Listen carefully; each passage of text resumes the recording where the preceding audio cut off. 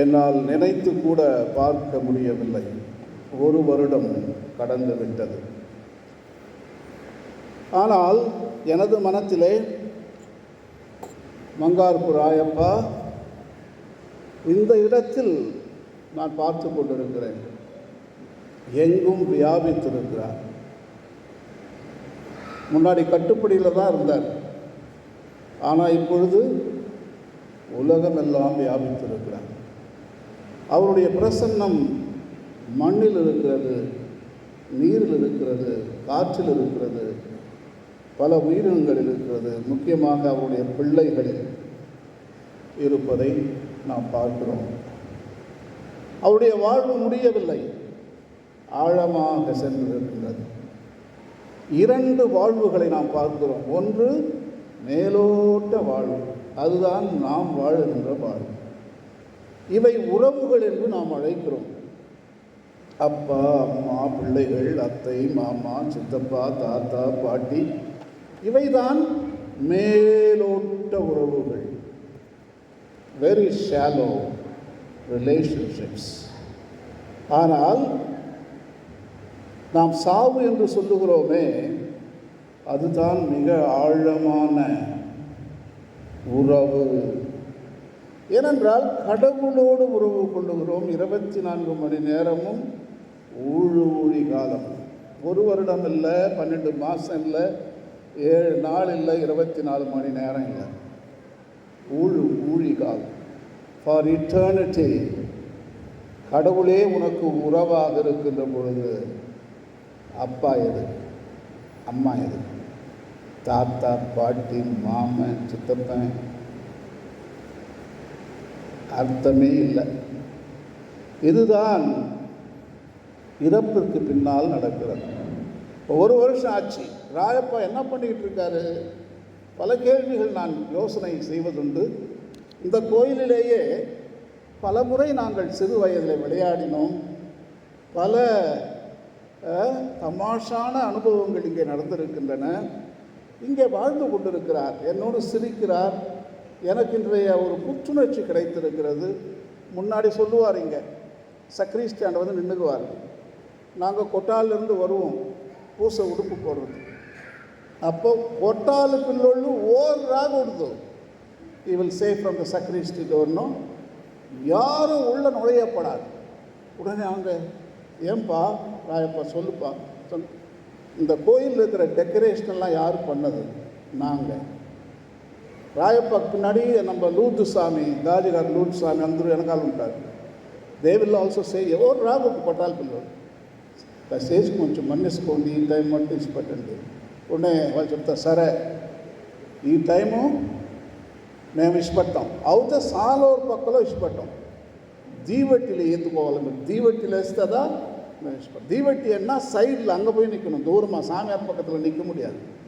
So இவரும் தாஜிகார் Luther சாமியும் 2 பேரும் சாமியார் பக்கத்தில் எப்போவுமே கோப்பு பக்கத்தில் 2 கருதினாலுங்க மாதிரி கரெக்டாக நிற்பாங்க. நாங்கள் என்ன பண்ணுவோம், பங்கு சாமியார் மாதிரி அங்கே நின்றுக்கிட்டு ஜபம் பண்ணுவோம். ஐயா ராயப்பாவுக்கு நீங்கள் எப்படியாவது தூக்கத்தை வரவைங்க அப்படின்னு சொல்லி ஜபம் பண்ணுவோம். எங்கள் ஜபத்தை கடவுள் உடனே கேட்பார். ராயப்பா கொஞ்சம் அப்படியே கண்ணா செய்வார். அது மணி அடிக்கிற நேரம். ராஜு சாமியார் பூசை வச்சுக்கிட்டு இருக்காரு. மணி அடிக்கலையேன்னு பார்ப்பார். பார்த்துட்டு ஒரு கொட்டு 2 கொட்டு கொட்டுவார். உடனே நாங்கள் சிரிப்போம். சிரித்த உடனே தன்வினை நம்மளையே சொல்லணும் இல்லையா, அந்த தீவட்டியில் வத்தி அப்படியே எரிஞ்சு போய் நிறையா இருக்கும் தண்ணி மாதிரி.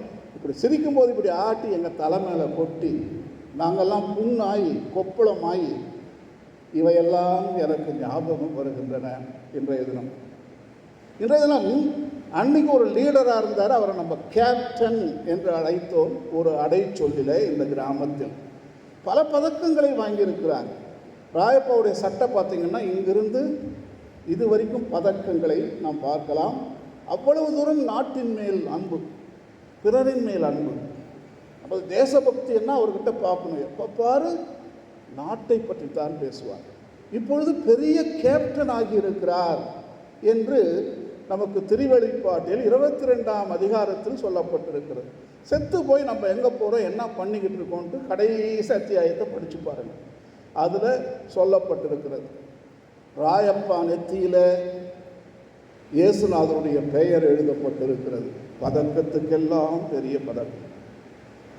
இறந்தவருடைய நெற்றியிலே இயேசுநாதருடைய பெயர். அவர் பேர் மங்காரு ராயப்பா இல்லை, நாசரேத்தூர் ராயப்பா. நாசரேத்தூர் ராயப்பா, கேப்டன், நீதிமான் என்று அழைக்கிறது. The wisdom, the book of wisdom, சாலமோனின் ஞானம். நீதிமான் என்கின்ற ஒரு பதக்கத்தை இறந்தவர்களுக்கு கொடுக்கிறது. ஒரு வருஷமாக ராயப்பா நீதிமான் ட்ரைனிங்கில் இருக்கார். இப்போ ஒரு வருஷம்தாங்க அவர் நடக்கிற பிள்ளை, இன்னும் வளரவே இல்லை மோட்சத்தில். அவர் இன்னும் வளரணும். பல பதக்கங்களை அள்ளி கொடுப்பார் நம் இறைவனாகிய ஆண்டவர். ஸோ இப்போ ஒரு வருஷத்திலே இவ்வளோ பெரிய பதக்கங்களை அவர் வாங்கியிருக்கிறார். நீதிமான், நாசரேத்தூர் இயேசு என்கின்ற டைட்டில் இங்கே, முதல்ல டைட்டில் இங்கே இருந்துச்சு, இப்போ டைட்டில்ஸ் இங்கே வச்சுருக்காரு. எனக்கே பயமாக இருக்குது. இப்போ நான் கூட இறந்து போய் போனேன்னா அதே மாதிரி மோட்சத்து கேட்டில் நின்றுக்கிட்டு கொட்டால் பில்லோடு ஓடுறாக ஓடுது சொன்னால் எனக்கும் பயமாக இருக்கிறது. கட்டாயம் அந்த லெவலுக்கு போக மாட்டார். ஏனென்றால் அவர் நீதிமான். எல்லாரும் உள்ளவாங்க, எல்லாரும் தந்தை காத்து கொண்டிருக்கிறார் உங்களுக்காக என்கிற சொல்லைத்தான் நாம் பார்க்கிறோம். அதோடு கடைசி அத்தியாயத்தை நீங்கள் படிக்கும்போது எங்கே இருக்காரு? நான் சொன்ன கடவுளோடு இருக்கார். அவர் இருக்கிறது ஒரு சுற்றுச்சூழல் எப்படி இருக்கும் என்று சொல்லி இந்த விவிலியம் நமக்கு காட்டுகிறது. 22ஆம் அதிகாரத்தில் முதல் அதிகாரம் சிங்கார தோப்பு என்று கேள்விப்பட்டிருப்பீங்க. எத்தனை கதைகள் நம்ம ஆரோக்கிய டீச்சர் கேட்டகிசம் கிளாஸ் எடுக்கும்போது நான் நினச்சி பார்க்குறேன். எத்தனை டைம் அந்த சிங்கார தோப்பில் கதை சொல்லுவாங்க, பதில் கேட்பாங்க. நாங்கள் சொல்லியிருக்கோம், இவங்க அடிக்க மாட்டாங்க, மற்ற டீச்சருங்க போட்டு பொழந்து எடுப்பாங்க. ஆனால் இந்த டீச்சர் அடிக்கிறதே கிடையாது. அவங்க வரும்போதே நாங்கள் சந்தோஷமாக கதை கேட்போம். சிங்கார தோப்பை பற்றி சொல்லியிருக்கீங்க. அந்த 4 உறவுகள், என்னோடு, கடவுளோடு, அயலானோடு, படைப்போடு, இந்த 4 உறவுகள் தான் அந்த சிங்கார தோட்டத்தில் 2 அத்தியாயங்களில் நமக்கு சொல்லப்பட்டிருக்கு. இந்த 4 தான் நம்ம செய்யணும், வேறு எதுவுமே கிடையாது. கடவுள் நமக்கு சொன்னது அதுதான். இயேசுநாதர் வந்ததும் அதை சொல்கிறதுக்கு தான். ஏய், உங்ககிட்ட இருக்கிற பிசாசை தூக்கி வெளியே போடு, தூயவனாக மாறு, உன் இதயத்தில் நல்லது இருக்குது, கெட்டது இருக்குது. முதல்ல கெட்டதை தூக்கி போட்டு நல்லதுக்கு வா, என்னோடு உறவு. அப்புறம் கடவுளோட எப்பவுமே உறவுகள், அயலானோடு சண்டை போடாது, நீதிமானாக இரு. கடைசியாக படைப்போடு இயற்கையை வெறுக்காதே, அழிக்காதே, துஷ்பிரயோகம் செய்யாதே என்று அந்த 4 உறவுகளை நமக்கு சுட்டி காட்டுகிறார். ராயப்பா எவ்வளோ அழகாக அந்த 4 உறவுகளையும் செய்திருக்கிறார் என்று நான் உங்களுக்கு பதிவு செய்கிறேன். இப்பொழுது அதே உலகத்தில் தான் இருக்கார் அவர், அதே சுற்றுச்சூழல்.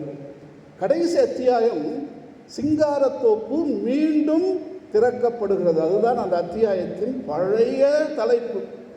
சிங்காரத்தோப்பு முதல்ல, கடைசியிலையும் சிங்காரத்தோப்பு மீண்டும் கடவுள் நம்ம கோசரம் திறக்கிறாரு.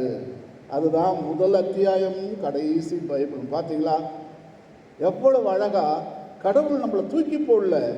கடைசியாக இட்ஸ் ஓகே. இப்போ நம்ம கிரிக்கெட் விளையாடும் போது ஜெயிக்கிறவங்களுக்கு ஐஸ்கிரீம், அப்புறம் ஜெயிச்சிட்டாங்க. தோற்று போனவங்களுக்கு ஒன்றுமே இல்லை, தோற்று போனவங்களுக்கும் ஐஸ்கிரீம் தான், வாங்கடா போகலாம். அது மாதிரி கடைசி அத்தியாயத்தில் மீண்டும் மலைகளையும் மண்ணையும் தண்ணியும் காற்றும் உயிரினங்களையும் படைத்து கொண்டு வருகிறார். மீண்டும் கொண்டு வரும்போது ராயப்பாக்கு இப்பொழுது புரிகின்றது. இந்த புரிதல் இந்த மேலோட்ட வாழ்வில் இருக்கின்ற புரிதல் அல்ல, இது ஆழமான வாழ்வில் வரக்கூடிய புரிதல். எல்லாமே புரிஞ்சுக்கிறார். அவர் இறப்பதற்கு முன்னால் 1 மாதம் முன்னாடி கோழி சாப்பிட்டாருன்னு வச்சுங்களேன். அந்த கோழி கூட பக்கத்தில் இருந்து கொத்தும் இவரை, ராயப்பா ராயப்பா பாப்பார். என்ன நீ யாரு? நான் தான் 1 மாதம் முன்னாடி இறப்பதற்கு முன்னால் கோழி என் கறி தான் நீங்கள் சாப்பிட்டீங்க. எல்லாமே வெளிச்சமாகும், புரியும். எல்லாமும் நாம் உபயோகித்த பொருட்கள், உயிரினங்கள், துஷ்பிரயோகம் செய்தவை அனைத்துமே உனது அருகாமையில் இருந்து கொண்டு நான் தான் உனக்காக நான் தியாகம் பண்ணேன், வேற ஒன்றுமே இல்லை. நீ சாப்பிட்டது தப்புன்னு சொல்லலை. தன் நண்பர்களுக்காக உயிரை கொடுப்பதை விட மேலான அன்பு யாரிடமும் இல்லை. அப்பேற்பட்ட ஒரு தத்துவம் தான் எனது வாழ்வு என்று சொல்லி கோழி, மீன், வாத்து, ஆடு, பன்னி, மாடு எல்லாமே நம்ம சாப்பிட்டவங்க எல்லாரையும் ஒரு திரு உருவங்களாக பார்க்கிறோம் என்று எழுதுகிறார் திருத்தந்தை பிரான்சிஸ். இறைவா உமக்கு புகழ் அந்த எழுத்து மடலிலே அந்த உருவங்கள் உயிர்த்த கிறிஸ்துவின் உருவங்களாக மாறி நமக்கு முன்னே நிற்கின்றன என்கின்ற கருத்தை மிகவும் தெளிவாக எழுதியிருக்கிறார். அதே அத்தியாயத்தில் நாம் பார்க்கிறோம், இந்த சூரியன், இந்த காற்று, இந்த உஷ்ணம் எல்லாம் அங்கே தேவை கிடையாது. ஏனென்றால் கடவுளே சூரியனாக இருக்கிறார். அந்த சுற்றுச்சூழலே கடவுள்தான் சூரியன், அவர்தான் இந்த செயல்பாடுகளை எல்லாம், சூரியன் தான் இன்றைய தினம் நமக்கு வாழ்வை கொடுக்கின்றது. அதுதான் அங்கே நடக்குது. வாழ்வு அந்த இயேசு என்கின்ற சூரியனிலிருந்து வருகின்றது. போயிட்டே இருக்கலாம், நான் பேசிக்கிட்டே இருப்பேன், வேண்டாம், இதோடு நான் நிறுத்திக்கிறேன். என்ன சொல்ல வர்றேன்னா, ராயப்பா பங்காரு இப்பொழுது நாசரேத்தூர் ராயப்பா ஆயிட்டாரு, சந்தோஷமாக இருக்காரு, நீதிமான் ஆயிட்டாரு. அதே புக் ஆஃப் விஸ்டம் சாலமோனின் ஞானத்தில் என்ன சொல்லப்பட்டிருக்கிறது என்றால் 3ஆம் அதிகாரத்தில் அவர்கள் இந்த நாட்டை பாதுகாப்பார்கள், இந்த நாடில் இருக்கின்ற மக்களுக்கு தீர்ப்பு அளிப்பார்கள், எல்லா மக்களிடம் சமாதானத்தை உருவாக்குவார்கள் என்று எழுதப்பட்டிருக்கிறது. அப்போதான் எனக்கு அடப்பாமை கேப்டனை பற்றி எழுதியிருக்காங்க. இந்த நாடுகளில் நடக்கின்ற குழப்பங்களை சரி செய்வார். அந்த வேலை தான் அவங்க செஞ்சுக்கிட்டு இருக்காங்க. இப்போ என்ன வேலை செய்கிறாங்கன்ட்டு பைபிளே சொல்லுது. இறந்தவர்கள் அவங்க உலகமெல்லாம் சென்று எங்கு அமைதி வேண்டுமோ, எங்கு நம்பிக்கை வேண்டுமோ, எங்கு வளமான வாழ்வு வேண்டுமோ அவற்றையெல்லாம் செய்து கொண்டிருக்கிறார்கள் என்று நமது விவிலியம் நமக்கு அழகாக சொல்லுகிறது. ஆகவே ராயப்பா இன்னும் திறமையாக நமது நாட்டை ஆசீர்வதித்துக் கொண்டிருக்கிறார், சுற்றுச்சூழலை ஆசீர்வதித்துக் கொண்டிருக்கிறார். முக்கியமாக எலிசபெத்தை இப்போ நல்லா புரிஞ்சுக்கிட்டு இருப்பார், புரிதலில் வரும். இப்போ அவருடைய புரிதல் வேற லெவல். எலிசபெத் யாருன்ட்டு உண்மையாக இப்போ தான் அவருக்கு புரிஞ்சிருக்கும். ஈனோக்கு யார், நம்ம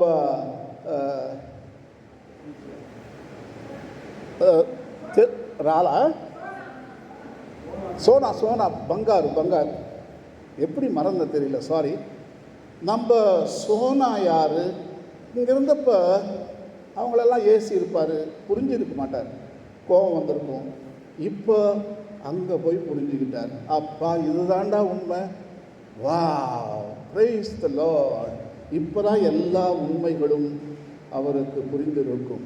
ஆகவே ஒரு மகிழ்ச்சியான ஒரு ஆன்மாவாக அவர் வீற்றிருக்கிறார் என்று நான் உங்களுக்கு சொல்ல வருகிறேன். அன்பிற்குரியவர்களே, இந்த கட்டுப்படி கிராமத்தில் இருக்கின்ற மக்கள் எல்லாரும் இப்போ ஒன்றா தான் இருக்காங்க.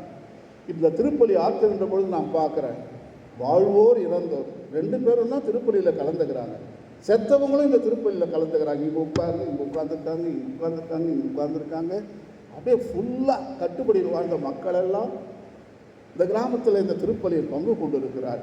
இதுதான் நமது நம்பிக்கை. இறந்தவருடைய உயிர்ப்பை நான் நம்புகின்றேன். வாழ்வோர் இறந்தோர் தான் திருச்சபை என்று நமக்கு சொல்லப்பட்டிருக்கிறது. ஆகவே ராயப்பா எங்கள் கிராமத்தை அருமையான ஒரு முறையில் ஆசீர்வாதம் செய். இங்கே இருக்கின்ற மக்களுக்கு அந்த விசுவாசத்தின் ஆழத்தை காட்டு. அதோடு இங்கே இருக்கின்ற சுற்றுச்சூழல் பாதுகாப்பாக வைக்கின்ற ஒரு மனத்தை எங்கள் வருங்கால தலைமுறையினருக்கு தந்து ஆசீர்வதிப்பீராக. நமது பாரத நாடு ஆதியில் எப்படி அஹிம்சா, சத்தியா இந்த இலக்கணங்களை எப்படி பின்பற்றினார்களோ அவற்றை மீண்டும் நமது வாழ்வில் கொண்டு வர எங்களை ஆசீர்வதிப்பீராக. ஆமென்.